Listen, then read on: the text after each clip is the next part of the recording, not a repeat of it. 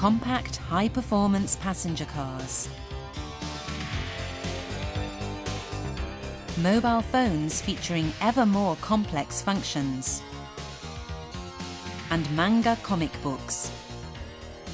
These are just some of the Japanese ideas currently sweeping the world. Manga are now printed globally in many languages.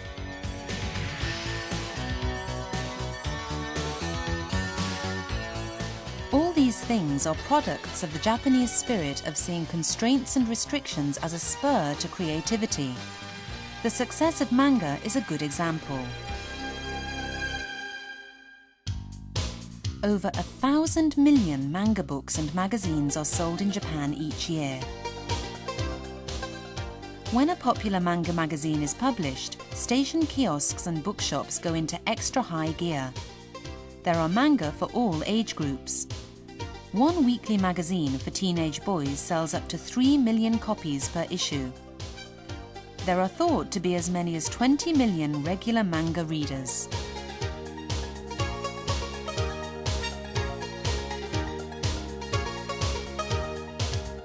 In Japan, you can see adults everywhere reading manga in public, especially on the trains.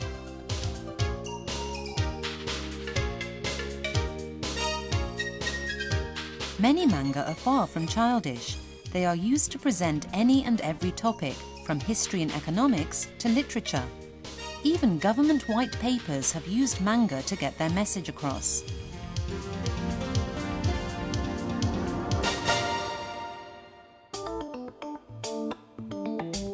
Currently, the best-selling type is known as story manga.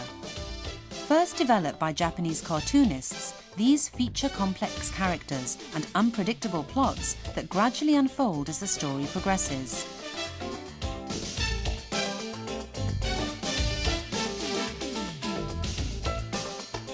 Story manga are now also the most popular with overseas readers. The Japanese comics are, in my opinion, the best in the world because of the stories. You know, the art is very good and the production values are very high, but it's the stories, it's the writing that counts. So how did the Japanese story manga originate?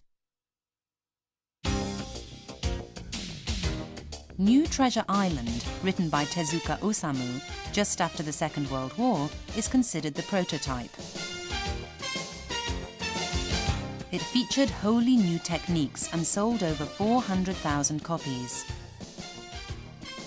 A movie-like montage shows a speeding car from several angles.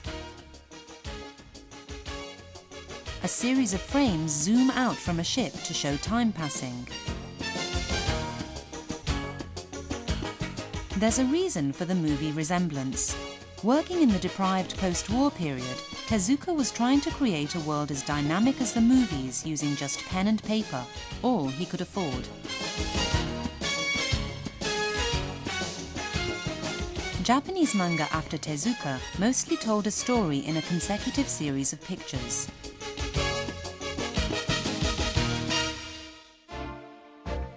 But this apparently novel technique had a famous forerunner.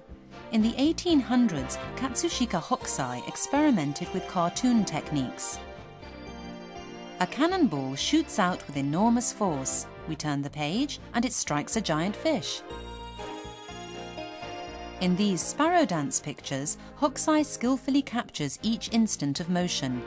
His work to expand the expressive possibilities of the woodblock print foreshadowed animation techniques.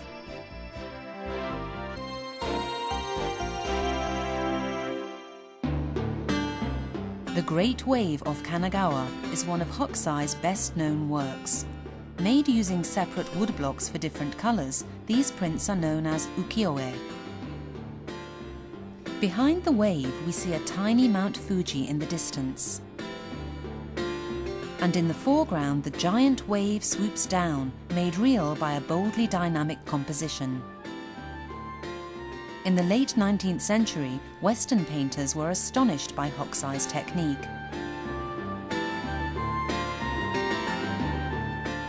Fascinated by the mix of boldness and delicacy in these Japanese prints, Van Gogh faithfully imitated works by Utagawa Hiroshige, the other great ukiyo-e master.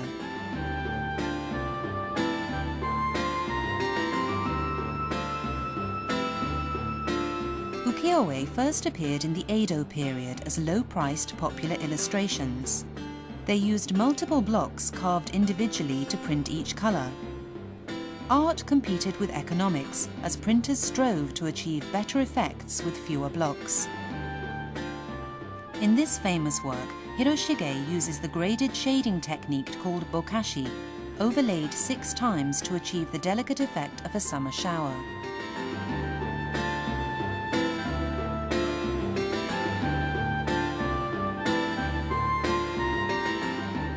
Hiroshige's works evoke heat, humidity, the sound and strength of the wind, and even the smells of the scenes he portrays.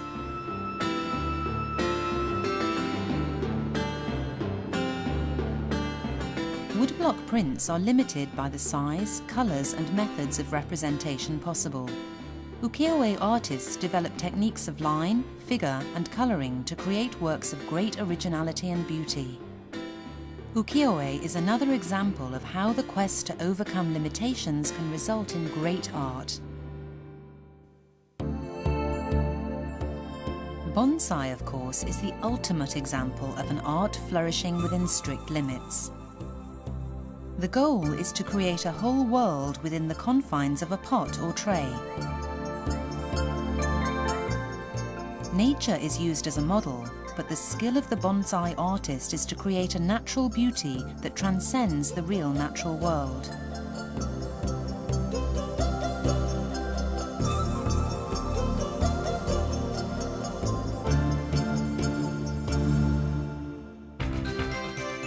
Throughout history, the Japanese have excelled at original ideas for working within strict limits. The industrial designer Ekoen Kenji sees the Makunouchi bento box lunch as the perfect expression of the Japanese aesthetic sense, a selection of tasty items designed to delight the eye and neatly arranged in a convenient container.